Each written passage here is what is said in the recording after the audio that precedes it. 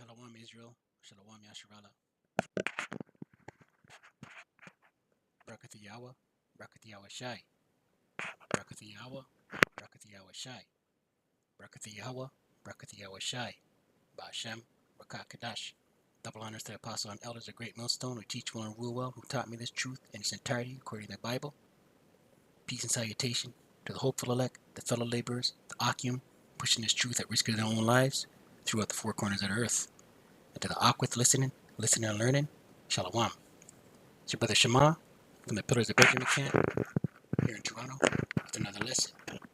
And through the spirit and power of Yahawah, Bahasham Yahawashi, the title of this lesson is Wicked E, and his space army preparations, man, right? And he had a launch the other day, Elon Musk's baby, SpaceX, that had a launch a couple days ago, where they launched up a U.S. National Reconnaissance, a satellite for the U.S. National Reconnaissance Office, right? And this is on RT News, Russia TV, Russian news, and we'll peep it. We'll peep this launch, and then, most high willing, we'll attach some scripture. T-minus 15 seconds.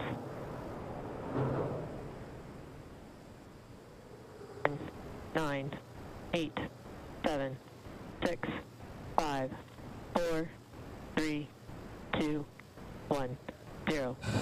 Ignition and liftoff.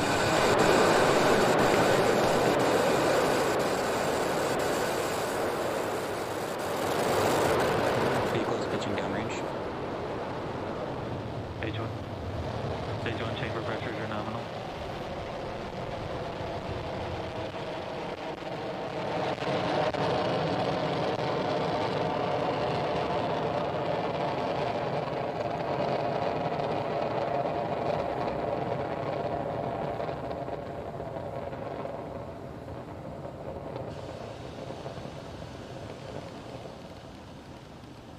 We are T plus 40 seconds into flight. That is a gorgeous shot of Falcon 9.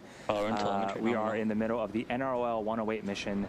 Falcon 9 is currently throttling down to prepare for max Q at T plus 1 minute and 12 seconds. Max Q is... And this is the satellite right here, and this is the booster, right? So Wicked E, he's just trying to play God, man, right? Doesn't it say in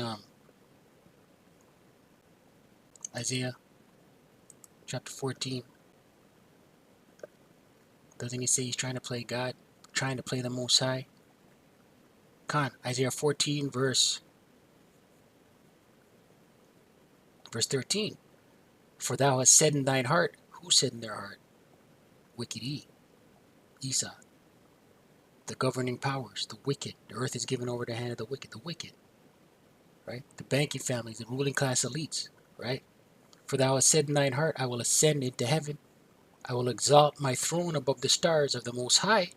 Right? And this is what Esau thinks he's going to do, man. Right? I will sit also upon the mount of the congregation in the sides of the north. I will ascend above the heights of the clouds. Right? This is what Esau thinks he's going to do, man. I will be like the Most High. Well, granted, he is ascending into the heights of the clouds. He's up there in the upper atmosphere, man. He's there, right? But he says he's going to be like the Most High. That's not happening, man. You know what I mean? That's not happening. Next scripture. Isaiah. Is it Isaiah?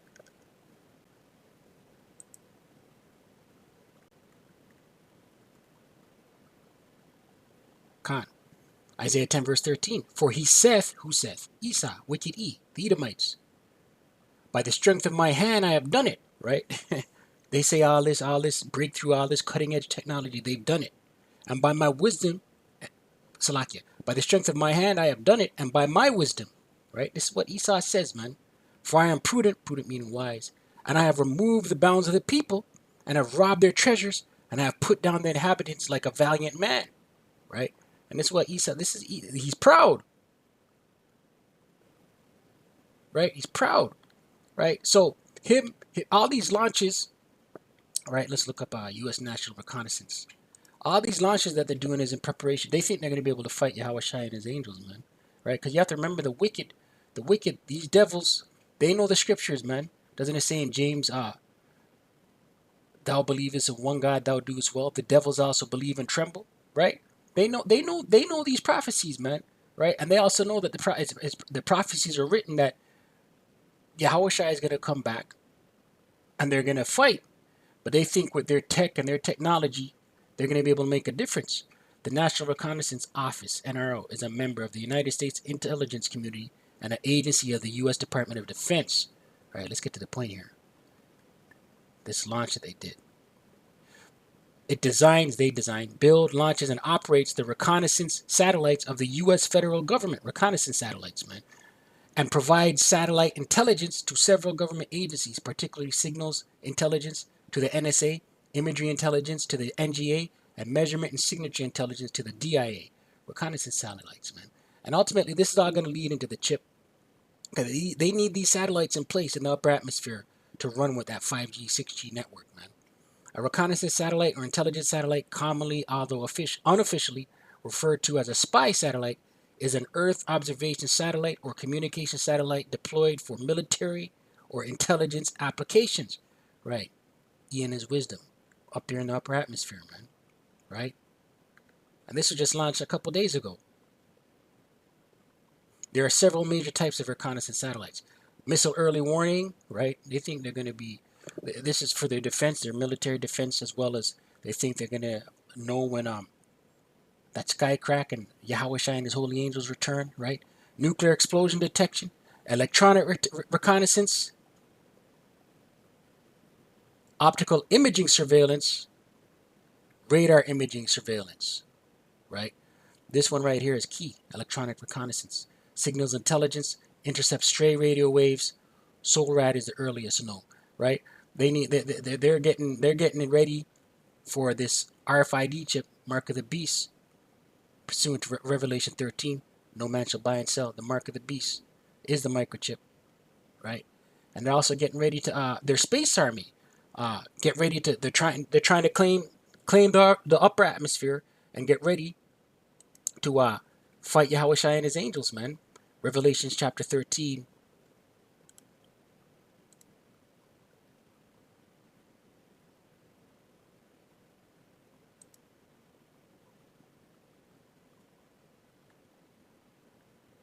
Revelation chapter 12.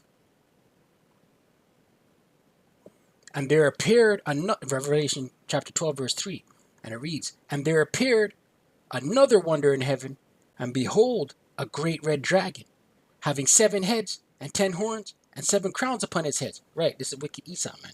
Right, the great red dragon. Right, the 7 heads is the 7 kingdoms, of Esau. Right, the Romans, the Greeks, the British, the French, the Spanish, Germaner Major, Germaner Minor. Those are the 7 kingdoms of Esau, Edom, right? And the 10 horns is NATO and the EU, right? The beast, right? The beast system, right? And this is what's in power right now, right? And they think they're gonna fight it, man. Revelation 12, verse 7. And there was war in heaven, right? War in heaven. And this is an end time prophecy. This hasn't happened yet. Wacky tacky plantation Christianity likes to butcher this scripture, this precept right here, and say this was a war in heaven with Satan, right? And Satan and his angels were cast down. They're butchering it, man. And there was war in heaven. This is end time. This is the war. This is going to be the space army against Yahawashi, Michael, and the angels, right? With the chariots, what the world even calls UFOs, right? And there was war in heaven. Michael and his angels fought against the dragon, right? Esau and his kingdoms, his 7 kingdoms, the red dragon, wicked Esau, EU and the NATO, right? This is going to take place in the midst of World War III, man. And the dragon fought and his angels and prevailed not, right? Yahawashi, Michael, and the angels prevailed. Neither was a place found anymore in heaven. Right, so this is an end time prophecy that hasn't happened yet, man. Right, and this is what they're trying to get ready for. Right, This is what they're trying to get ready for. Let's get another precept. Psalms. Right? But the might and power of Yahweh Bahasham Yahawashi. Psalms chapter 68, verse 8. And it reads, the earth shook, the heavens also dropped at the presence of the Most High Yahweh Bahasham Yahawashi. Right? Yahawashi and his holy angels, the presence just coming into this dimension. The whole planet's going to shake, man. And even Sinai itself was moved at the presence of Yahawah, our power, the power of Israel, right? And this is the power. This is the power. Our power is a consuming fire, man. Right? Doesn't it say in Hebrews? Hebrews, consuming fire, Khan.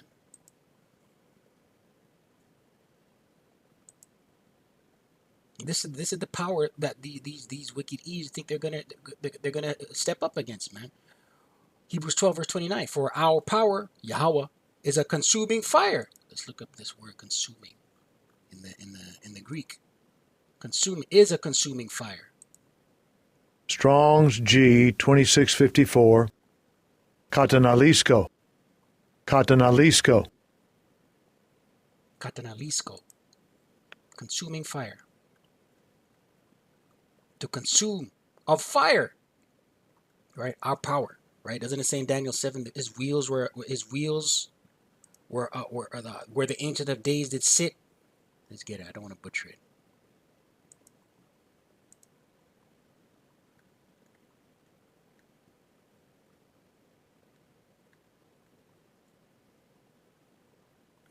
Daniel chapter 7 verse 9, and it reads, I beheld till the thrones were cast down, and the Ancient of Days did sit, whose garment was white as snow, right? Ancient of Days, that's the Father, Yahawah, right? And the hair of his head like the pure wool. His throne, here's the point, his throne was like the fiery flame, right? That consuming fire. And his wheels as burning fire. His wheels, that's those chariots, man. What the world ignorantly calls UFOs. Let's go to wheels, right? And this is the power that these wicked Eves, banking elites, ruling class, the wicked, think they're gonna. That's why they're scrambling, right? Look, they're trying to launch. Strong's H 1535. Galgal. Galgal.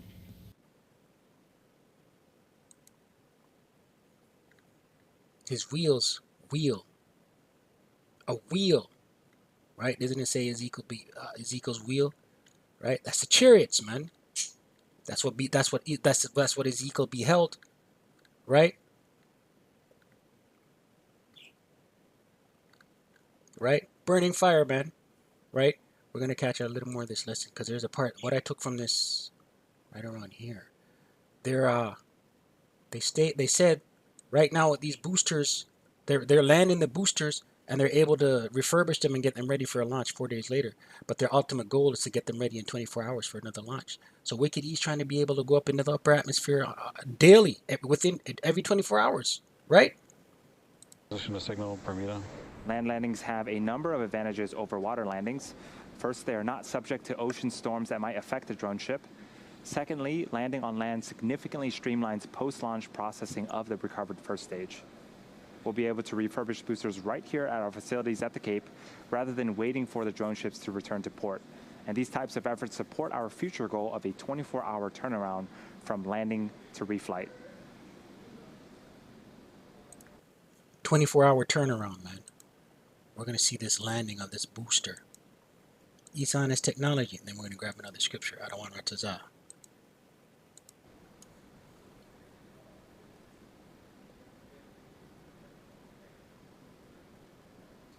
Stage 1 landing like deploy. Stage 2 start of terminal guidance. And Falcon 9 does it again. That's 5 times for this booster. See that? They're landing their boosters. they're pros. Stage 1 landing like deploy. Stage 2 start of terminal guidance. And Falcon 9. Let's get a scripture, man. They're pros, man. Revelation chapter 13. Wicked Esau and his technology, man. Chapter 13, And they're making a push.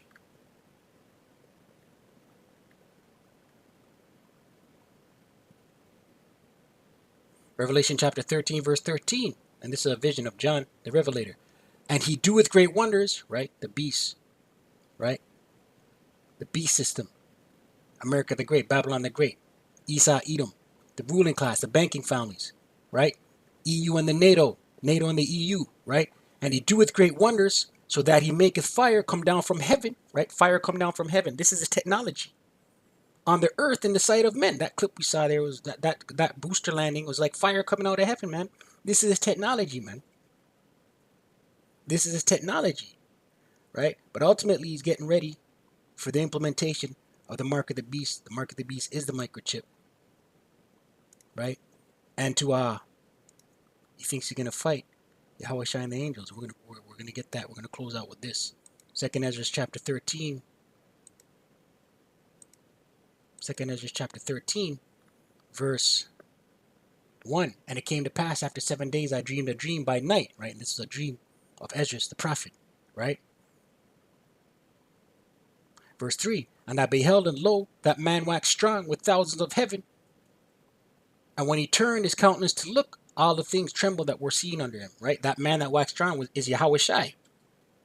With the thousands of heaven, that's Yahawashi and his holy angels in the chariots. The chariots with the world ignorantly caused UFOs. Right? Doesn't it say in Revelation, Salakia, Psalms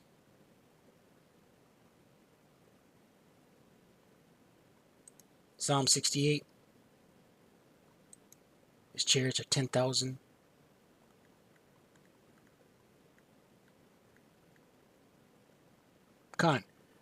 Psalm 68 verse 17. The chariots of Yahawah are 20,000. 20,000. The chariots with the world ignorantly caused UFOs. Even thousands of angels, man.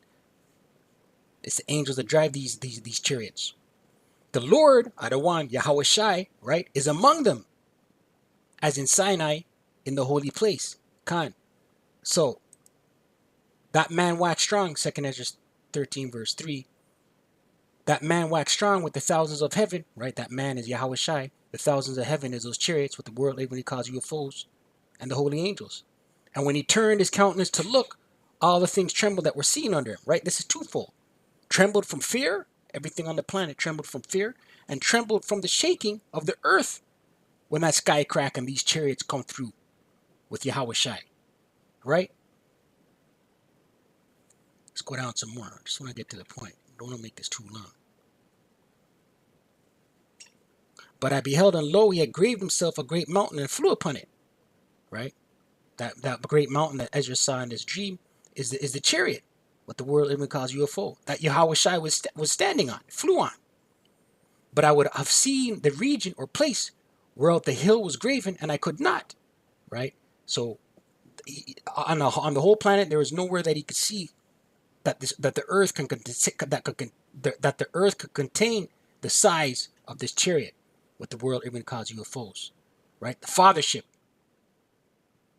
And after this, right, and this is in the midst of World War III, I beheld, and lo, I saw, I looked, all they which were gathered together to subdue him, right, these militaries, these space armies that are going to be in the midst of fighting, were sore afraid, and yet there's fight, right? They were sore afraid when they saw Yahawashi and the angels crack the sky, but they're still going to turn, the Most High is going to put the Spirit on them to turn around and try and fight.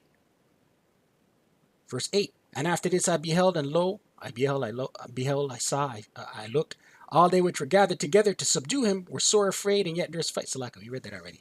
Verse 9, and lo, as he saw the violence of the multitude that came, right, these armies, these space armies, these militaries, he neither lifted up his hand nor held sword, nor any instrument of war. Yahawashi had no weapons on him, man, right? So these militaries clearly had instruments of war, but Yahawashi had no weapons.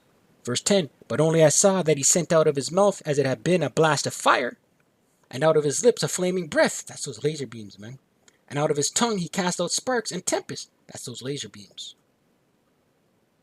And they were all mixed together, the blast of fire, the flaming breath, and the great tempest, those laser beams, and fell with violence upon the multitude, fell with violence upon these armies that are gathering up to try and fight, which was prepared to fight, and burnt them up every one.